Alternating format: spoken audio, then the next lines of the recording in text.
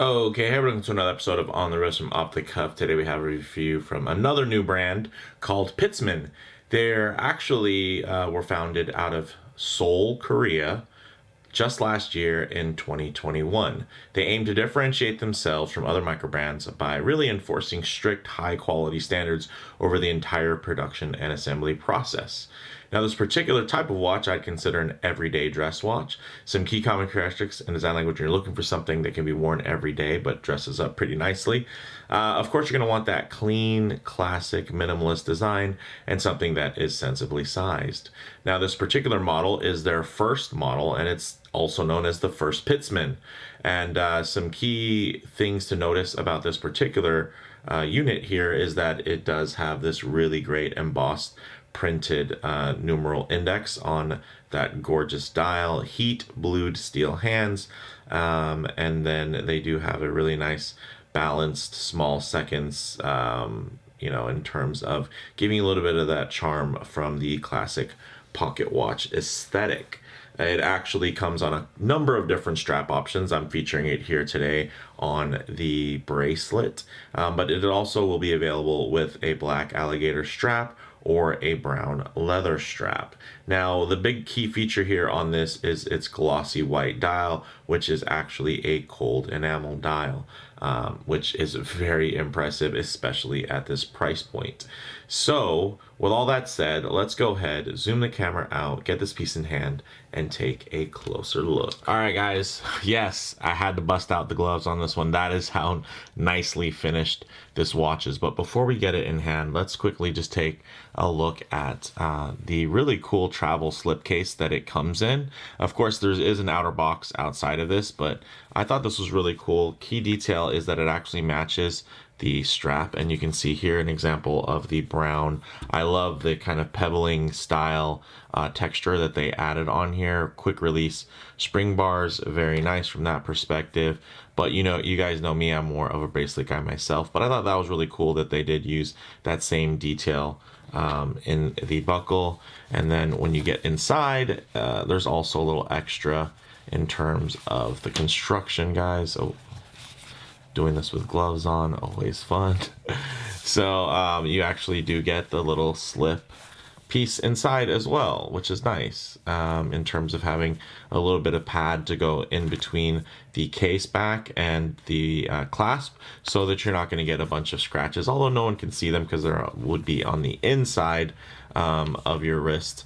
It's still very thoughtful, especially for those of collectors that are out there that are really paranoid about stuff like that, including myself. So, the first Pitzmann watch, what does that comprise of? And it's quite a beauty, guys. Look at those blued hands, heat treated blued hands. Again, pretty much any place where you could think of where brands will go low and save money, Pitzmann went high and did, kind of the enthusiast desired thing, which I think is really, really outstanding, especially for a first offering from a brand new brand. Guys, I'm trying to really get you in here to see and just kind of take in how finely executed this dial is and handset.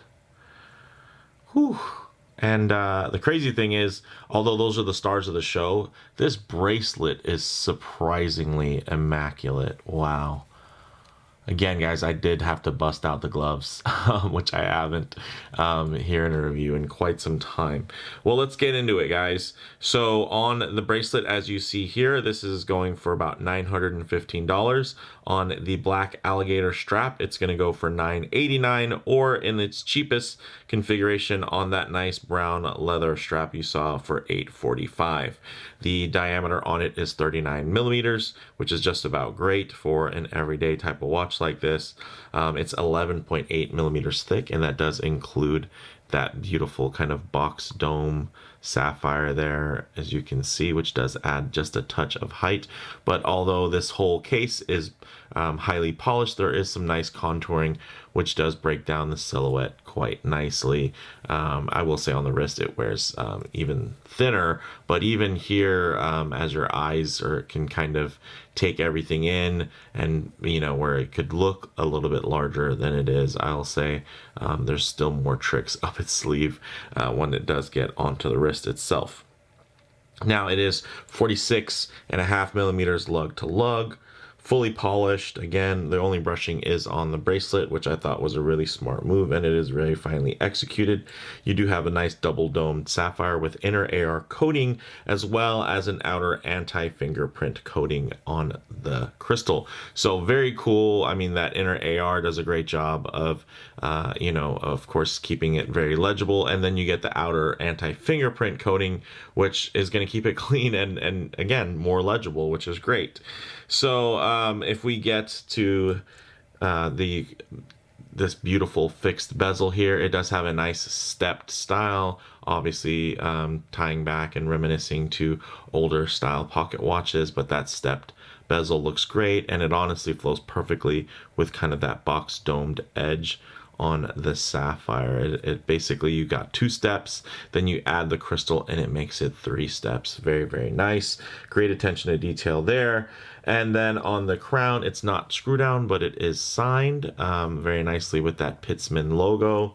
And then inside, although you can't see it, is the automatic Swiss Sellita SW261 with Inca Block shock protection. So very nice from that perspective. And man, this thing is just, look at, it's like a mirror back there.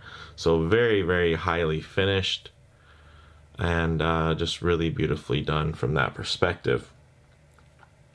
So let's get into some details on this dial. So you do get that nice glossy white dial, of course cold enamel, very, very just crisp and clean, very beautiful. And then it does have the embossed printed indexes, and then you do get a small second subdial at 6 o'clock. Very nice, evenly balanced, and I think with this handset, that small second subdial just fits perfectly with the aesthetic. You also are going to have, of course, those beautifully polished and heat treated blued steel hands, which look fantastic. And then you're also going to get, in terms of kind of the everyday wearability of this, 100 meters of water resistance, which is really great.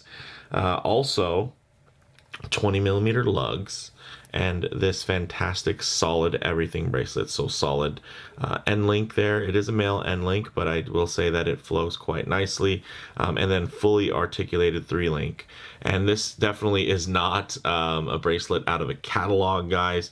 This is one that's been designed and really just fleshed out, and it's really quite gorgeous. You can see the shapes there. It's not a standard kind of quote-unquote oyster style 3-link.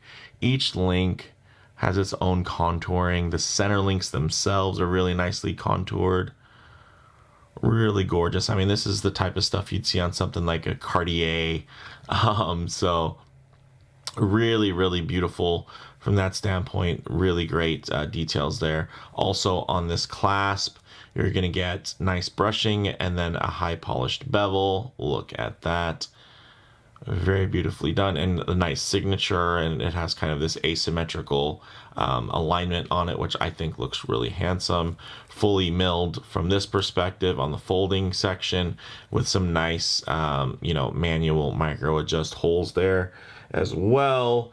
And then of course it's screw in links, and you guys saw it's actually double screw in, so you'll really have no risk of damaging links. If anything, you might strip some screws, because it basically will be a screw pin and then a screw end, and then they come together. So will need 2 screwdrivers to unscrew these. But I will say, as I was doing that, it worked out just fine for me. So not soft screws or anything to warn you guys about. The taper on this bracelet is very nice. Goes down to 16 millimeters about. And then, of course, again, push button clasp, which makes it nice and contemporary and something that can be worn every day, which I really enjoy. So let's actually get this piece on the wrist and see how it wears. All right, guys, as you can see on my 7¼ to 7½ inch wrist, very, very nice, very handsome, sits well centered. Of course, when you have more perspective on a hand and an arm, it won't look so oversized, but if I do get it up, you know, there'll be some lens distortion and it'll seem a little bit large, but I think this is really fantastic. And you always have to remember when you're thinking about sizing is there's always a full human body that goes with it. We're not just a bunch of floating wrists out there. So this is gonna wear even better, you know, when you have it kind of paired to a full human standing there versus just my wrist talking here, you know, behind the camera. So on the wrist, guys, it wears really, really nice, compact, but with plenty of wrist presence. Very impressive fit and finish that I think really stand out in person. So very, very keen on the way that it wears, the way that it looks. Look at the way it sits. The lugs turn down beautifully. You see that nice undercut, although it is a fully polished case there. Those undercuts do help kind of blend away a lot of the weight there, the visual weight, because I'd say actual weight, this thing is really well balanced, but the visual weight can get cut away a bit. And then also with that highly reflective high polish, it's just going to reflect off of your skin. So it also helps things disappear very nicely as well. So cool choice from that perspective, guys. Look at the way it wears. Look at the way the stepped bezel just flows perfectly with that sapphire. Very, very nice from that perspective. Really digging it. Check out the bracelet. Really great range of motion. And a lot of it has to do with that nice refined bracelet that has that gorgeous taper on it. So very, very nice. But let's go ahead, get this off the wrist and do some, although there's no loom, we'll get in some low light transition and closing thoughts. Okay, guys, let's go ahead and hit the lights. So no loom here, but what I like to do is get some low light transition because you're not always going to be out in the middle of the field enjoying direct sunlight. A lot of times you're going to be coming in and out of buildings, walking underneath overhangs or the shade of a tree, maybe just spending time in your favorite automobile. So it is nice to see how the finishing as well as the textures render under mixed lighting conditions, because you're not always going to be in those optimal lighting ones. So we'll even get into some very not optimal by getting in some very high contrast here. Check out how deep and gorgeous that high polish is on the bracelet. My goodness, look at that dial, the way that it just has that level of consistency, because it's not something, I mean, that's the finish of the enamel. That isn't an extra coating that's added later on. You can even see the depth in those numerals. Really nice. They have a bit of a 3D nature to them. There we go. Check that out. You can see them catching light in different ways. Really beautiful. And of course that handset is just gorgeous, guys. Whew. I'm a big fan. Very, very impressed with this watch. Look at how uniform the lighting is that glides over that premium brushing on those links. So very, very nice. Okay, guys. Closing thoughts. Wow.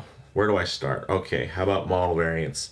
There aren't a lot of different versions of this. The variation is pretty much in between your strap or bracelet options.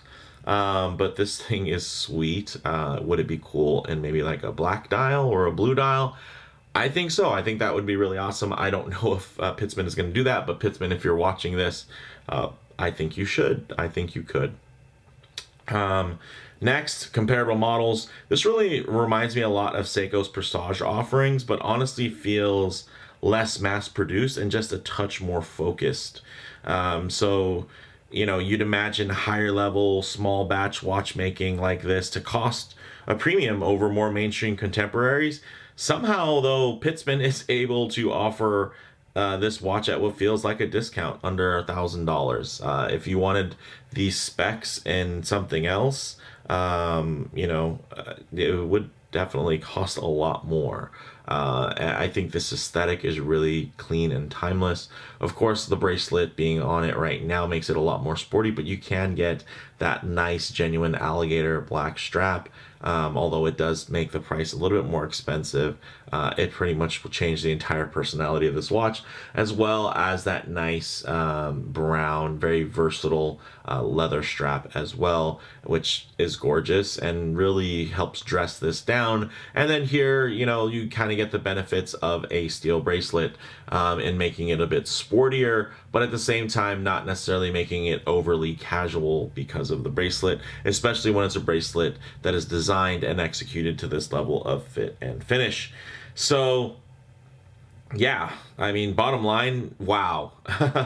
I'm supremely impressed with this initial model, and I'm definitely looking forward to seeing what the Pitzmann brand brings to the market next. Yes, it is a $900 micro brand rookie without any horological provenance, but objectively, the quality of execution and specs seen here would cost you double or even triple if produced out of Germany, Switzerland, or even Japan. Yes, even a Japanese take on this would be very expensive, and is very expensive if you look at some cool enamel dials from Seiko.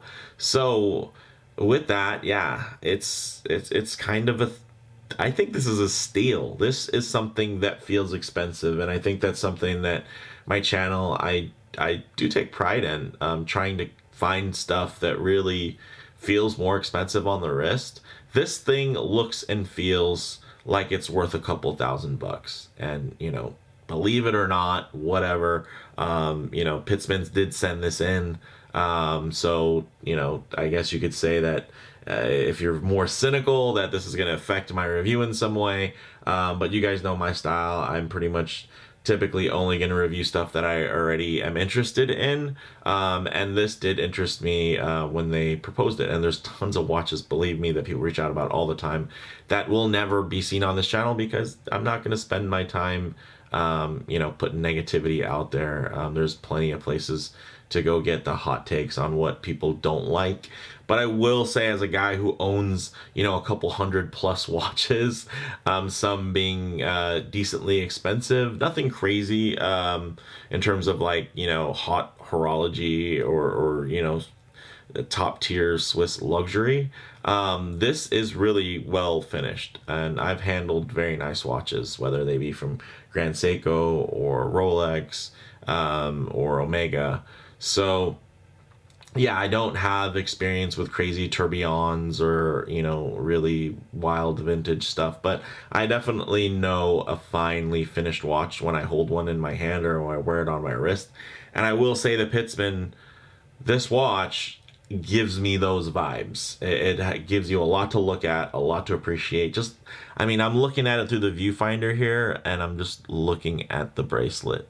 My goodness.